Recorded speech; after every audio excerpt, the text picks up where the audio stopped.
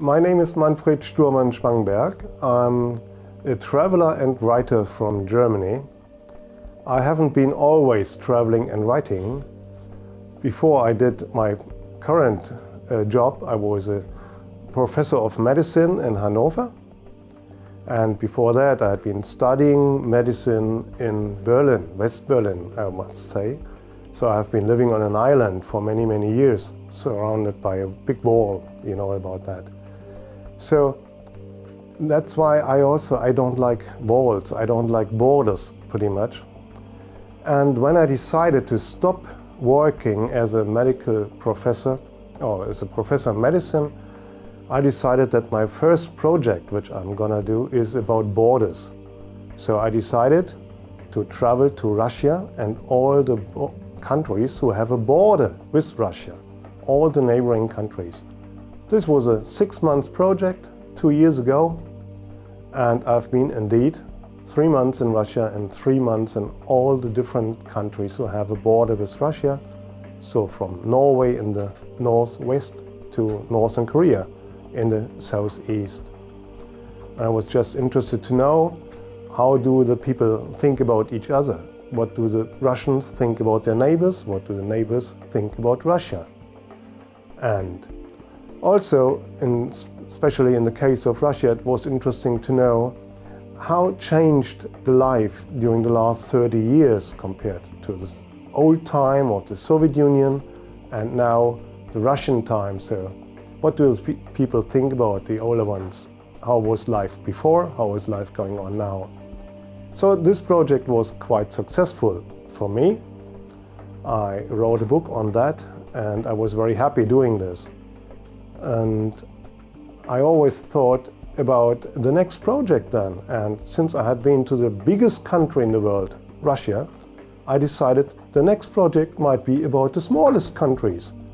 But in the world there are so many small countries that I decided I have to focus on Europe. So the plan was to travel to all the small states of Europe.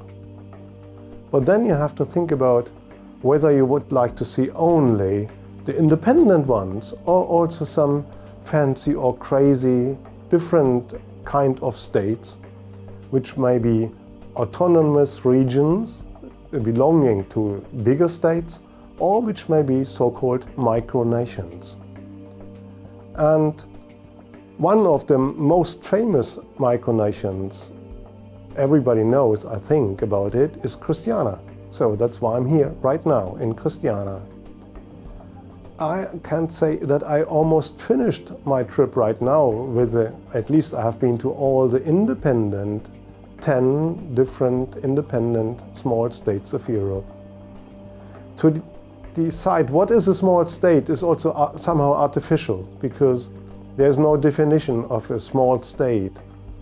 But with some help, there are the games of the small states of Europe every 2 years.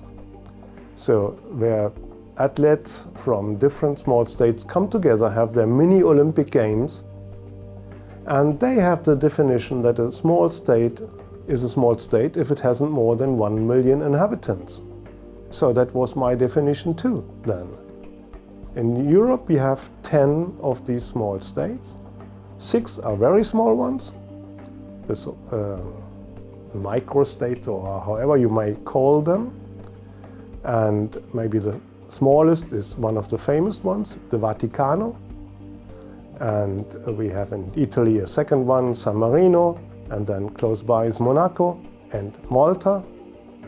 And then we have Liechtenstein and Andorra. Now I got it. Andorra is the 6th of these very small states. And then there are 4 states a little bit bigger, which are Luxembourg or Montenegro, Cyprus and Iceland. Iceland is a big country but has only 300-something thousand inhabitants. So it is having less than 1 million.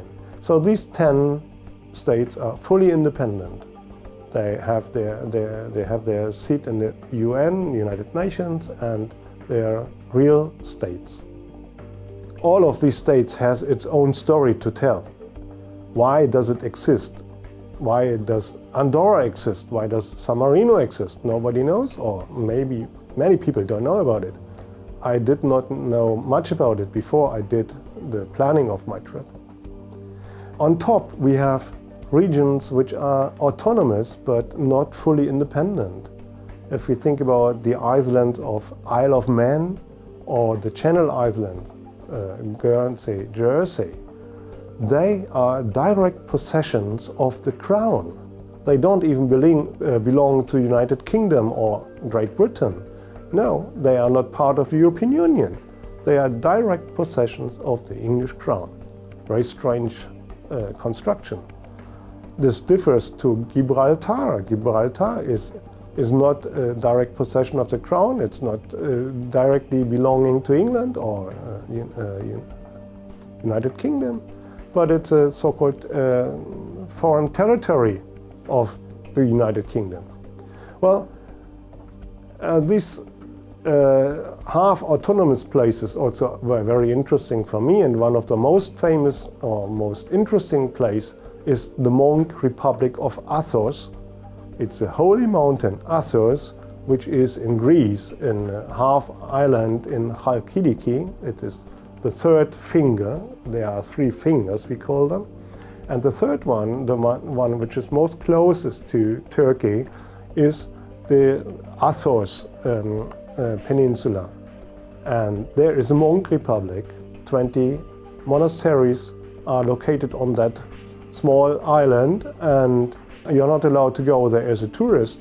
You're not allowed to go there anyway if you are female. Only males can go there, and males have to be pilgrims. You have to apply half a year before you want to go there as a pilgrim. But then you have a fantastic little island where you can walk around and sleep in one monastery for one night, then go to the other, third night, and you have to go back. So on my trip I had two, I would say, religious states. One, this monk republic, and the first, of course, the Vatican, which is also a state of religion.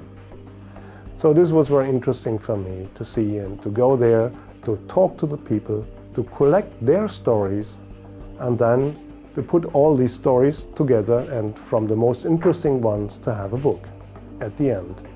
And this book already has a title, a tentative title, which is Small, but Not Always Beautiful.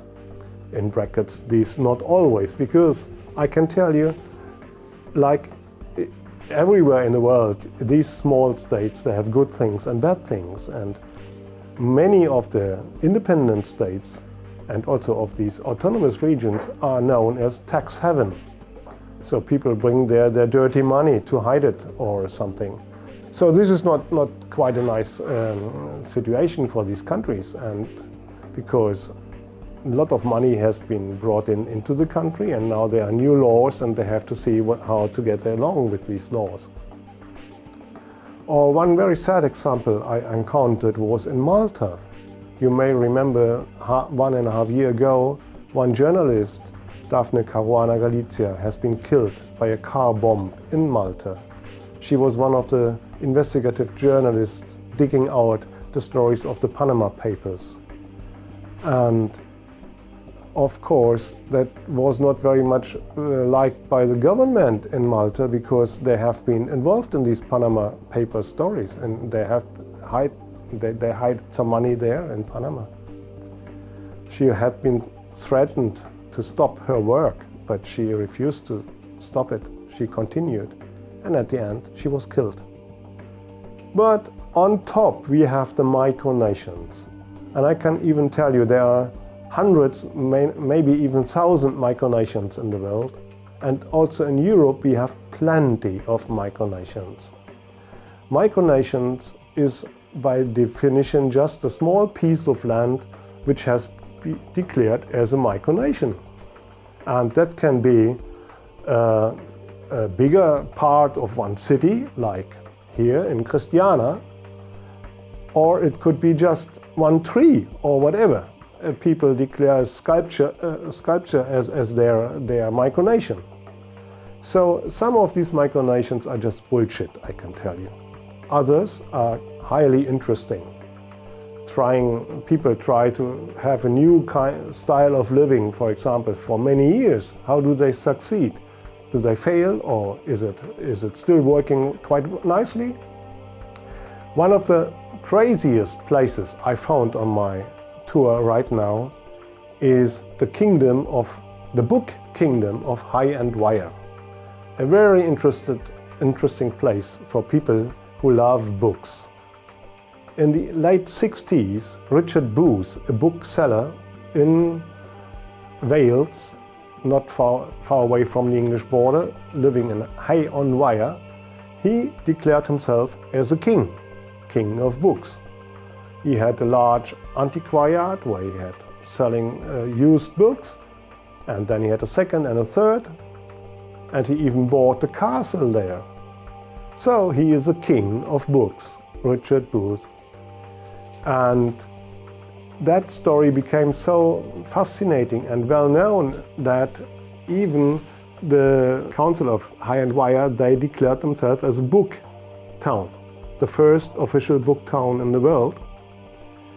And now there are many different book towns all over Europe and all over the world, but the first official one was Hay-on-Wye. But the story is much more than only the book things, because Richard was a very creative person, and so they issued passports, they issued stamps and everything like a small state has indeed. So some people there in Hay-on-Wye loved him because they were becoming famous all over the world, but others said he's just a crazy guy. But everybody has to admit that he was very, very successful. Now they every year have a festival of books in Hay-on-Wye. Some more or less prominent people like Bill Clinton had been there, and he himself declared Hay-on-Wye as a Woodstock of books, which was like, well, not too bad promotion. And there has been a time there had been 40 different bookshops in Hay-on-Wye. Hay-on-Wye is a small city, small village with maybe 500 or 600 inhabitants. Now they have less than 40 bookshops, but still many, many bookshops. So if you're interested in books, that's the place to go, Hay-on-Wye. Unfortunately, on the 20th of August this year, Richard Booth died.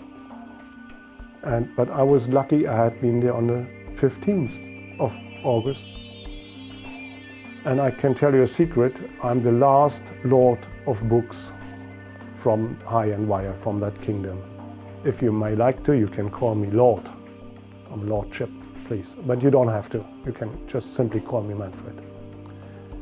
Yeah, so this is one of these crazy micronations, but with a very nice background. So this is far away from being bullshit, vice versa. It's fantastic. I've been to another very nice, interesting place in France, in the Jura, close to the Swiss border.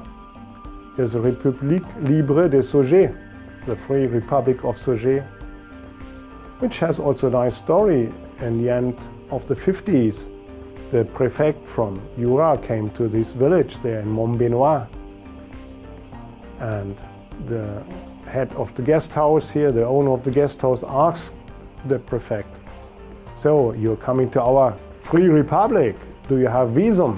But the prefect was clever and he answered, "Well, if you have a free republic, you need to have a president. I declare yourself as a president." Now the republic was founded. They had a president, and to my knowledge, it's the only inheritable democracy in the world, this republic, because when the first president died, his spouse took over, and she was elected by applaudometer. That means everybody came together, they were applauding, and after that she was elected. She had a long life, she lived until 93 years or so. And when she died, her daughter was the new president, and her daughter still is the president. She is about 85 years old, I think, but very well health. She drove me around the country. The country means 11 small villages. She drove me around with her car, and I can tell you she drives like hell. So, fantastic. Nice story. By the way, the most important enterprise in this village, or in this Republic of Sogé, is a sausage factory. So they live from selling sausages. Well, if you're a vegetarian, that might be a very bad thing. But I think I've seen the cows and I've seen the animals there. They seem to have a happy life. Yeah, so you can see we have so many different micronations. Really, there is a lot of bullshit there. If you go on Wikipedia list of micronations, you will find many just stupid things. And of course, not all the micronations are listed in Wikipedia. You yourself can claim yourself as a micronation. Just plant a tree and make a fence around and say, that's my micronation. You can do that. And it's good that you can do it. And I promote you to do it if you like to. Why not? Everybody should do something strange in their life. Why not? Why not found a micronation? Unless you don't want to take part of the soul of your neighbor, to be part of your micronation and rob it from them. Then it's getting worse, or it's getting bad. But I think we need this freedom. We need to have the chance to do something. Unless as we don't disturb other people, then that's fine. You can do the crazy things like that. Or you can just go on and travel and write about this. It's also a crazy thing, maybe. But I can tell you it's a good thing to do, talking to people who know about the situation in these different small states or in these micronations. Or I'm very happy here in Christiania, for example, to be able to talk to a guy who has been living here since 40 years, and he's an archivar here, Ole. And I was very happy to talk to him because he was the best source for me to get out some information about this micronation Christiania. So sometimes I make appointments, weeks in advance. I have an appointment to meet somebody, to talk to this guy or to this lady. And sometimes I just step in, like here, and try to find somebody who is willing to talk to me. And I can tell you, mostly those stories which I haven't planned that much are the best ones.